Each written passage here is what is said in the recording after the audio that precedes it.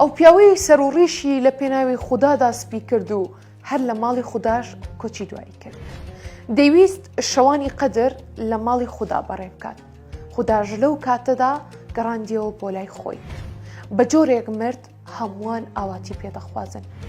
شەوی ڕابردوو چوارەم عومرەکاری هەرێمی کوردستان لە مانگی ڕەمەزانی پیرۆز لە شاری مەککە کۆچی دوایی کرد. ئەو عومرەکارە ناوی ئازاد ڕەحیم کەریم باجەلانە و دانیشتووی ئیدارەی سربەخۆی گەرمیان بوو و بەمبەستی عومرە سەردانی سعودیای کردبوو. دوای بەجێگەیاندنی سونەتی عومرە کۆچی دوایی کردووە. بەڕێوەبەرەتی حەج و عومرەی هەرێمی کوردستان دەڵێت ئەو عومرەکارە تەمەنی 48 ساڵ بوو، پێشتر هیچ نەخۆشیەکی نەبووە، بە ئۆتۆمبیلی خۆی سەفەری عومرەی کردووە و بە شێوەیەکی کتوپڕ لە شاری مەککە کۆچی دوایی کردووە.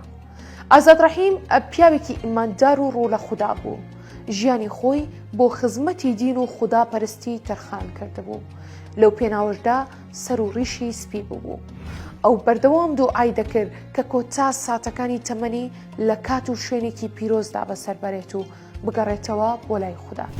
دوجار شەوی ڕابردوو لە شوێنێکی پیرۆز کە مەککە و ماڵی خوددا بوو، لە کاتێکی پیرۆز کە مانگی ڕەمەزان بوو و لە شەوێکی پیرۆزدا کە شەوانی قەدرا گەڕایەوە بۆ لای خوددا و بۆ هەمیشە ماڵ ئەوەی لە دنیای کاتی کرد و هەر لەو شوێنە پیرۆزەش بە خاک سپرد.